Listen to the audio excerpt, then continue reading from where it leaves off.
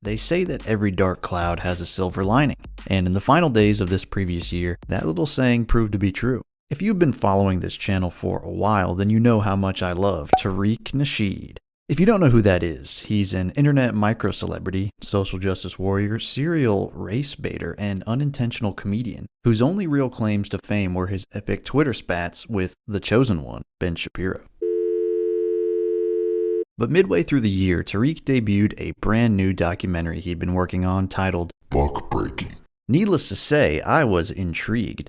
For those that don't know, the term buck breaking refers to a pseudo-factual practice from the days of the American slave trade in which white plantation owners would allegedly demoralize unruly male slaves and force them to submit to their whiteness through sexual abuse and humiliation, thereby breaking the buck, to use equestrian terminology. Now, why do I say this was pseudo-factual? Well, because sources say it probably never happened, and if it did, it didn't happen nearly as often as Tariq would have you believe. Man, give me a damn break. So why would he make an entire documentary about the subject and even draw comparisons to modern examples of this practice, you might ask? 3 reasons: notoriety, furthering racial division, and most of all, money! That's right, hating on white people and playing the victim are both very lucrative businesses these days. Well, at least in most cases.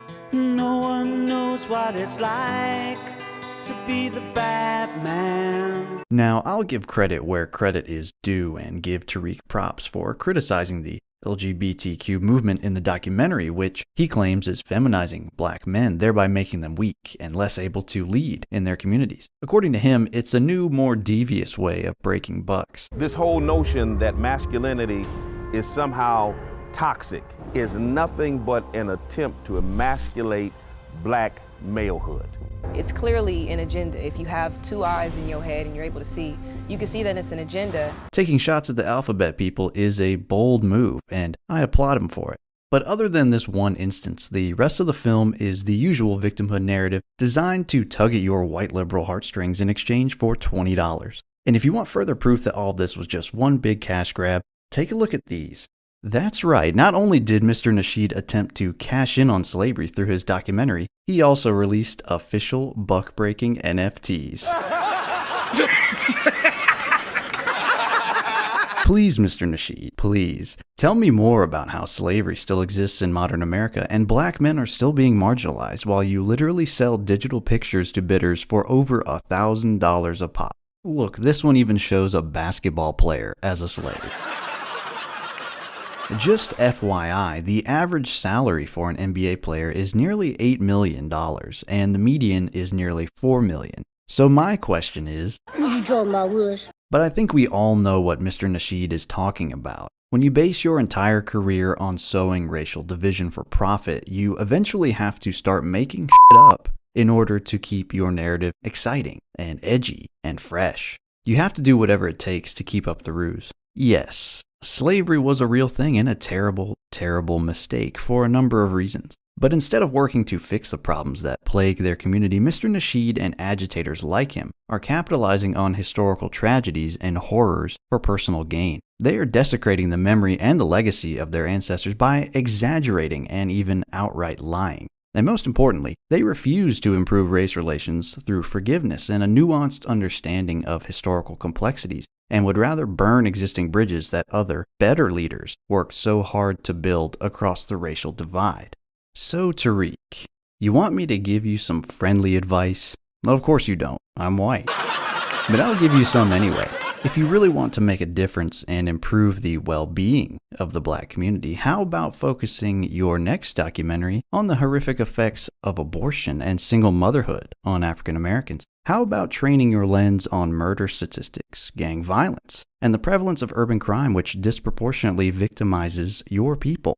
Our young generation is clearly lost, man. Clearly lost, man. Like, I don't even know what to say no more, man. Like, you youngsters just going around, just busting guns in crowds, kids getting killed, you know, and it's clearly the generation after us, man, that's so lost, man. Why not showcase the absolute failure of the war on drugs, which has led to an increase in incarcerations for young black men with no discernible decrease in actual drug use? Hell, you could even zoom in real close on George Floyd Square and ask, Why are we shooting and killing each other next to a monument to the importance of black lives? They wanted this bill of comprehensive police reform to be...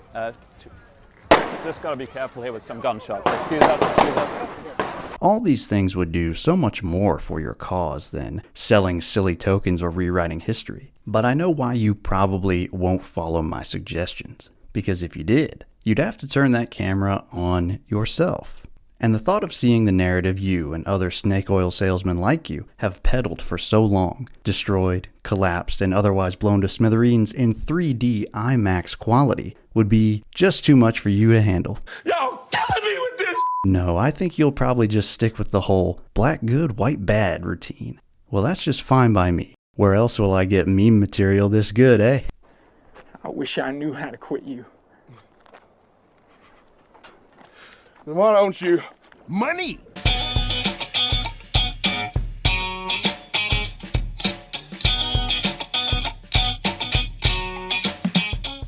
There's also a theory that Tariq Nasheed promoted the whole buck-breaking thing to create and or expand a fetish community based around the slavery roleplay and interracial domination fantasies. I don't know how true that is. I haven't seen Tariq's Google search history, but there was a suspiciously large amount of fan art related to the buck-breaking film circulating on the internet that was, shall we say, not safe for work. So much that it inspired a Know Your Meme article. Go check that out. Who knows, man? You never really know what Tariq is gonna do next. Maybe this year he'll make a reboot of that 1992 space movie with himself as the main character. You know which one I'm talking about.